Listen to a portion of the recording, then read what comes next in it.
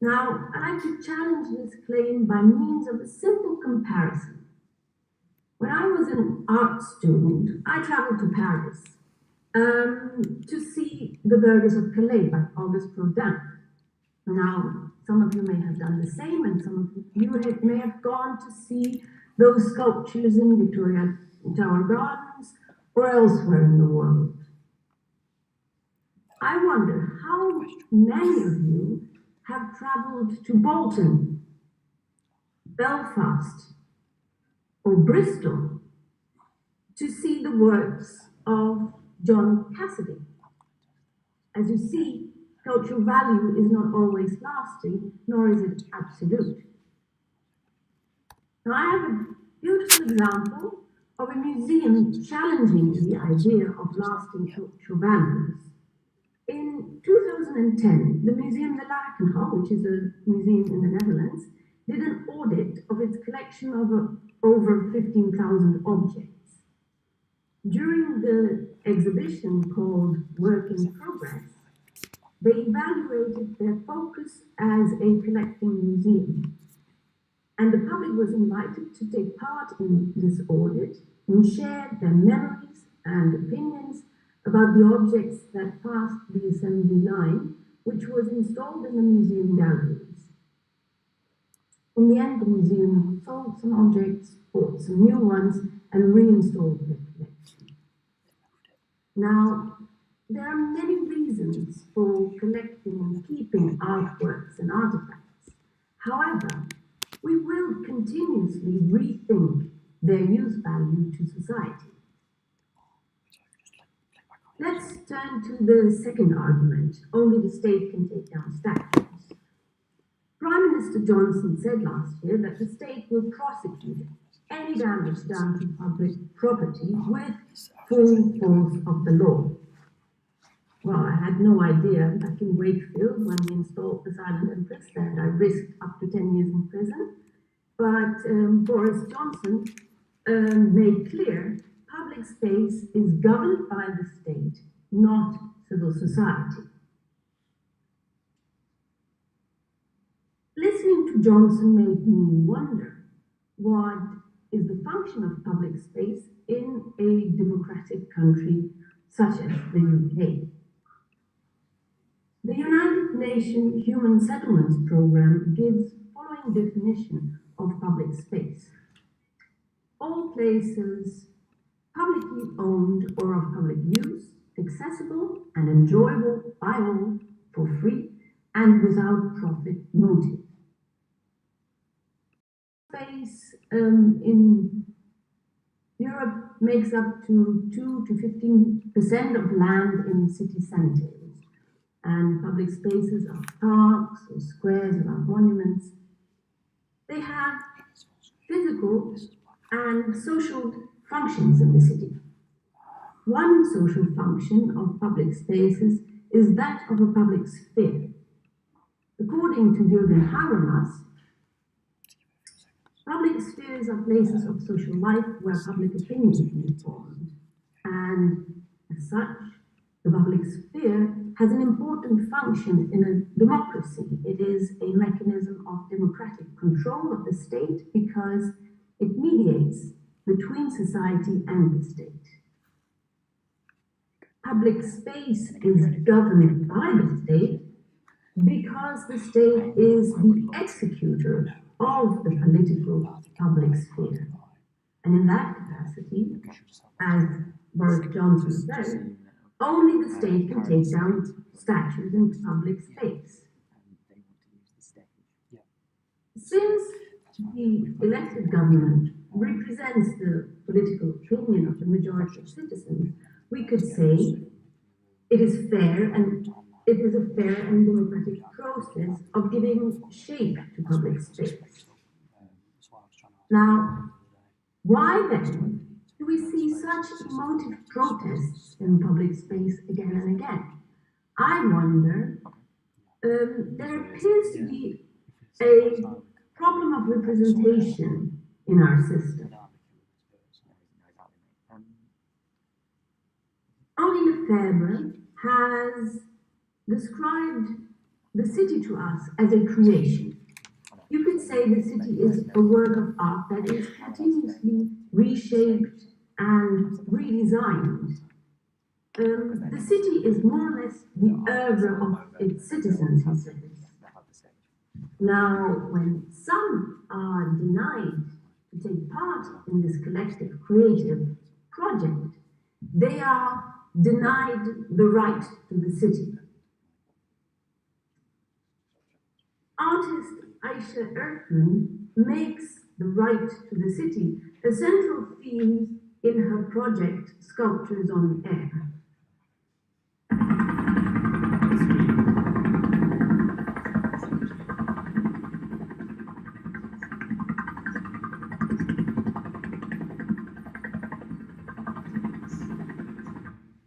This is a work she realized for a recurring sculpture exhibition, Project Münster in Germany. And she said, the air in the title works with the double meaning that the sculptures are being broadcast rather than being carried. Now, this work came about because she faced enormous resistance by the public authorities to her initial project proposals for the exhibition. So what she did was she claimed the right to the city and the right to public sphere by repeatedly flying sculptures that are normally in storage in Münster, that are silent, over the city. The third argument we often hear when discussing statues in public space is that the statues are important documents of history, and removing the statues is an attempt to edit that history. Well, that guy again. To understand these arguments, we have to clarify, are statues actually documents of history, and are we in fact editing the past when removing statues from public view, as Johnson lets us believe?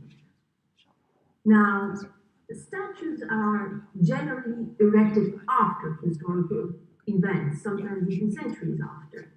They are erected to make us, the recipient or the viewer, remember an event or a person in a certain way. Queen Victoria was motherly. The presidents were monumental. Lord Nelson was short and needed to look taller. The empire was great. The burghers of Calais were heroic. Zinedine Zidane was not heroic all the way. And Diana, we are figuring this still out, I guess. Statues generally are erected in a process of controlling memory. So rather than documents of history, statues are documents to power, which means that changes to statues are never changes to the past, but to how the past is represented. But let's not forget, changes to how we understand the past is inherent to history. Cambridge historian John Arnold says, history is above all else an argument. It is an argument between the past and the present, an argument between what actually happened and what is going to happen next. Arguments are important. They create the possibility of changing things. So, how to engage in an argument about the past? Should we keep statues as their glorious selves because they remind us of the complexity of history? And do we then contextualize this complexity with an apologetic QR code? We're often told to look at Germany when it comes to dealing with difficult pasts. And it is true that in Germany, some racist and imperialist monuments were removed or even recycled. Some Nazi monuments were destroyed, but by no means all monuments created by the Nazis were removed. In fact, a great number still linger.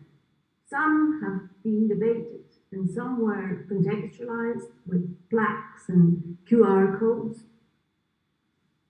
Now, it's also true that many sites in Germany have become places of remembrance. Such places of remembrance weave through a city like Berlin. Think of the Stolpersteine or the Holocaust Memorial. However, these memorials lose their function when the recipients become ignorant of the history of that place. And German-Israeli comedian Shahar Shapira has put that in perspective for us when he edited selfie photos taken at the memorial, which he finds on the net. In fact, these guys have apologized when they realized they were jumping on graves. We can conclude that art in public space needs continuous attention. We have to enter into an argument with statues and monuments, and possibilities to create new things will follow. Now, the last argument I mentioned against changes to statues is if we continue removing statues that we feel no longer fit today's morality, we have to remove 90% of British monuments. So basically, you take down one, you have to take down all. To this argument, I simply like to say, why not? Sociologist Gary Young recently explained in an excellent article in The Guardian why every single statue should come down. And what he says is they should all come down because statues are not fit to teach us about the past. And the reason is when you put up a statue to honor a historical moment, you reduce that moment to a single person. So this leads inevitably to a twisted perspective of history. I'll leave it at that. Let's instead remember statues and monuments have a tremendous reuse value. This form of recycling is an age-old practice. Art historians call it spolia. For instance, in the UK, where we can find examples of the reuse of Roman masonry, like here in the Hexham Abbey. And what I would like to argue is we could look at the Gladstone statue at Bow Church in East London as another beautiful example of reuse. The statue of William Gladstone was erected in 1882. A decade earlier, Prime Minister Gladstone had dropped the idea of a match tax that was in the making. And as a sign of commendation, the match factory owners commissioned this statue. Now, the story goes that the factory owners collected a forced contribution by the work girls at their factory. And these women worked under dire conditions for drastically low wages. Now, the match girls were made to attend the unveiling of this statue, and Annie Besant describes the following. The match girls surrounded the statue. We paid for it. They cried savagely, shouting and yelling, and a gruesome story is told that some cut their arms and let their blood trickle on the marble paid for in very true by their blood. This is what Annie Besant writes.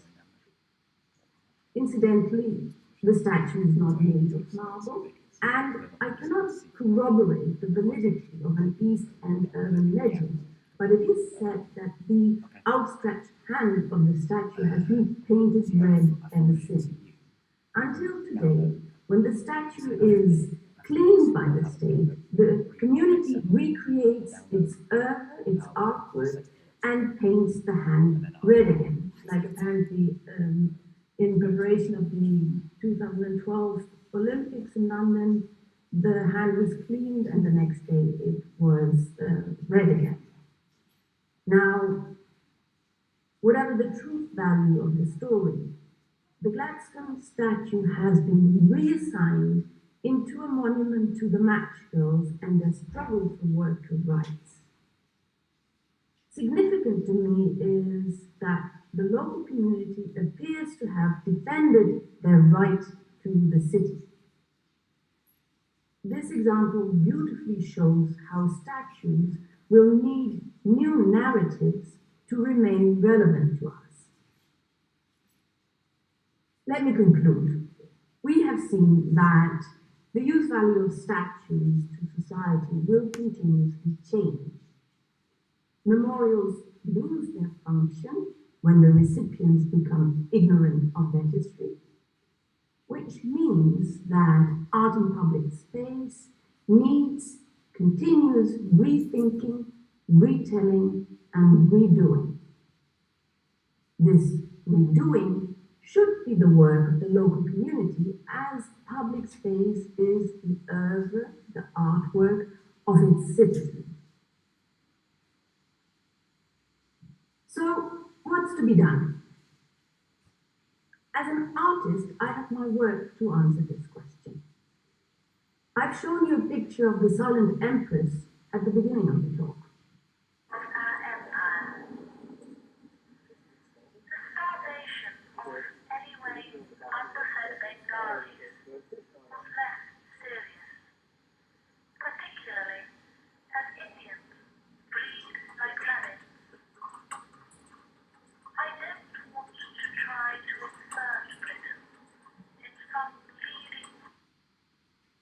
This work was an intervention on the statue of Queen Victoria in Wakefield.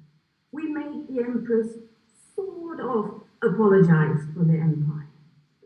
She gave a short speech to the passers-by, which was a collage of quotes from politicians like David Cameron, Blair, Churchill. Now, incidentally, the local council did not like the intervention and it had to be removed. In most of my work, I rethink objects, statues, or spaces and redo them by way of projecting new meaning onto them. Whether that is memories of landscapes by refugees on Barbara Hepworth's Family of Man in Reporting to the Landscape, or it is a Pakistani cockfight on the Nike of Samutrak in Victory.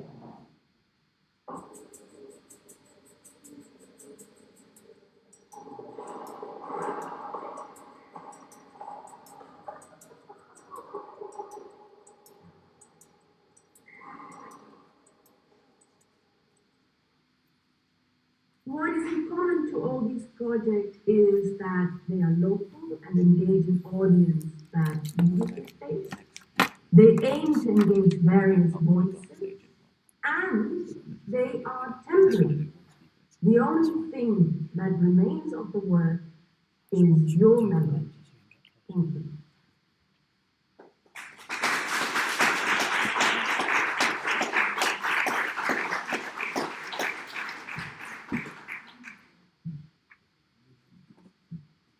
So, Sophie, can you hear anything? Yeah, well, I can hear you. Good, that's a start. All right. Firstly, can we thank the technical crew because we now have a Zoom feed and we're also streaming live to all the people who can't be in Doncaster. But quite stressing really for a few minutes, wasn't it? So that was a fantastic presentation, Sophie, and so appropriate to begin our one-day forum. I am going to ask people to ask questions off the floor or make comments. I'm just going to begin because, in a sense, our current condition here in Doncaster is that we've recently launched a new monument to the mine workers, which has been highly contentious for a different set of reasons. But I know that there may be a discussion about that particular monument.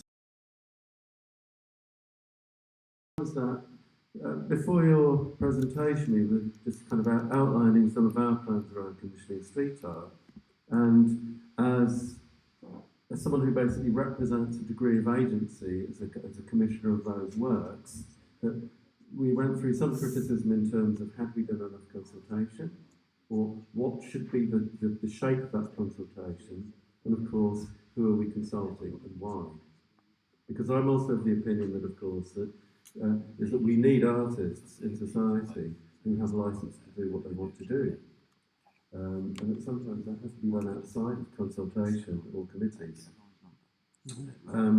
Clearly, your work as an artist, and I love the way you bring that in at the end of the presentation, is this, in a sense, it's about taking the current meaning of an existing monument which was formed with an earlier meaning, and then giving it new voice. And when we spoke last week on the phone, we talked about Zistov Vishka. Of course, there's an artist like you who has given different voices to different people. So the one example might be the Lincoln Memorial in Washington Square in New York, where he gave basically by projecting faces of veterans of the Vietnam War and the Iraq War, we hear a very different version of military conflict from people who are traumatized, rather than someone who is an emblem of winning a war. So I really like the way that you pick up on giving things new meaning, and also that refresh of new meaning, as in the case of Gladstone. So that, in a sense, that's me deeply appreciating your presentation. Thank you. And now what I'd like to do is take the microphone. Can I move this microphone around? Or would it be better if you come here? You come in. Okay. So what I'm going to do is going to pass this to the floor with a.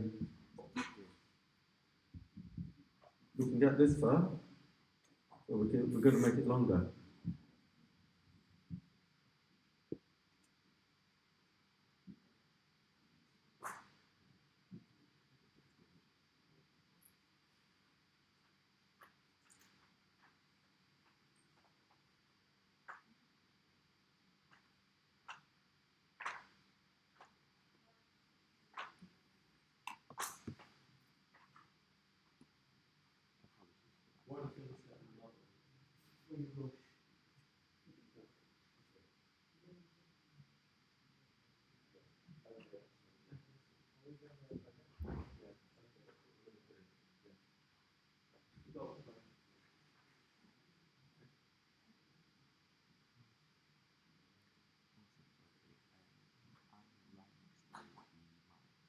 That makes it have longer.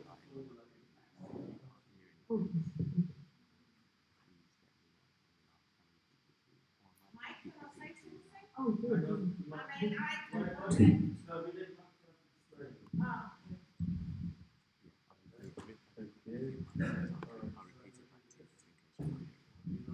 Should I just focus on this one?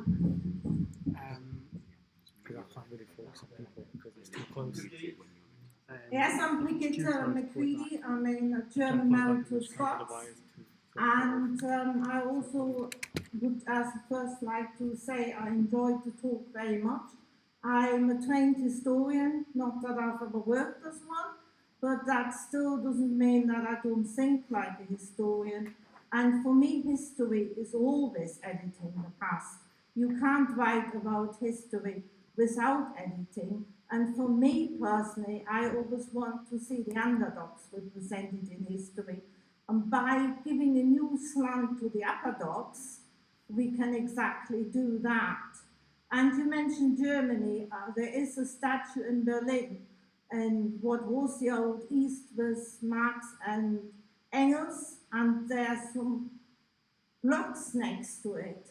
And when the wall came down, soon afterwards, somebody just photographed that statue, and you saw the blocks, and they looked like suitcases.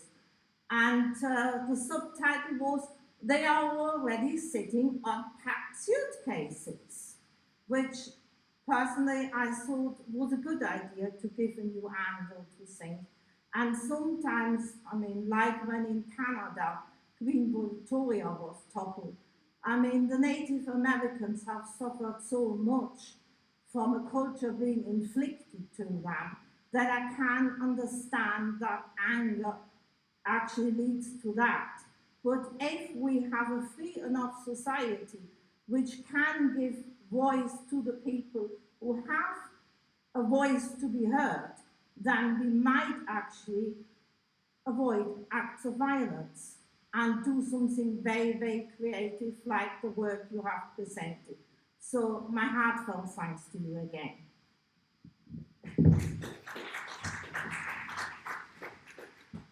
Sophie, do you want to respond to that? No. Okay. Oh, we can't hear you. Okay, sorry. Okay, thank you. I was on mute, sorry. Yeah. All right. Okay. Any response? It's not really a question, it's a Oh, good comment. great. So thank you very much. Hey, has anyone got a question? On the chat. Are there any questions there, August? Not at the moment, no. Okay. How about from the floor then? Go on then, Donkey. Then go to Helen. Hello. Sorry if this is a rather poorly formulated question, but I'm thinking about, I love your interventions, I love the interventions you've mentioned. It feels like the right direction. At the same time, I was listening to a story last night, and I can think of some other examples where there have been interventions in art which have been overtly racist. And I wondered if you had a response to that within the whole scheme of what you're talking about in a kind of democratic scenario that you're proposing also leaves us open to these other kinds of responses. Thank you. Yeah, that's of course a very difficult question also, because like I showed you examples of Nazi war memorials. They are obviously also used by right wing for certain rituals, etc. So we assigning meaning to statues can go various ways. But actually, what I wanted to stress with my talk is that that change to public space, we should always keep in mind that that's possible, because this whole discussion of not being able to touch statues, if we are able to imagine to take down certain statues, we can also imagine a change to public space. And it doesn't mean that we take down all statues necessarily. It means that we have an open mind to discuss it. And a discussion can be difficult, so we will have to have those discussions. Can I just, unless you're going to talk about Marcus Rashford. Okay, over to you. Yeah, the conversation that happened last night was about the mural, the Marcus Rashford mural that was then defaced. And obviously it was then covered up, and it then developed into a much bigger conversation, which was actually incredibly powerful, I think, across the media. So I think what was good about it is that it did create a lot more noise, a lot more attention. So in terms of art in the performative, wider sense, even though what happened was shocking, it did develop into something even more powerful.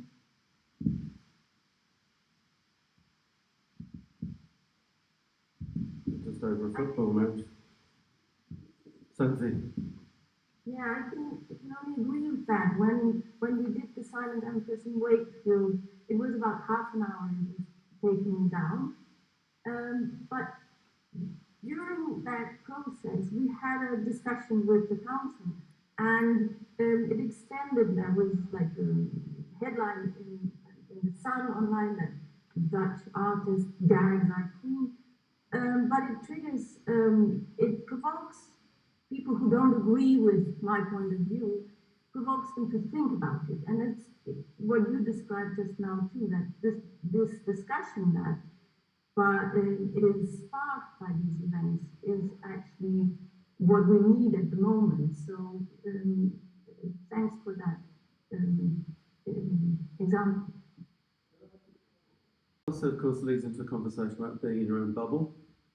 And there is you're in your own social media echo chamber, and you think everyone agrees with you. And I believe it or not, I still play tennis. I'm a member of a tennis club in Wheatley Hills, and I play up there with basically people who work at warehouses or retired, and I'm as kind of bad as they are. But I went through I'm a staunch Remainer, and I'm still feeling very angry about Brexit. But of course, when I'm up there in this tennis club with a bunch of other people who actually all vote Brexit, I was in a tiny percentage, but I like playing tennis with them. I actually don't mind them. So I think that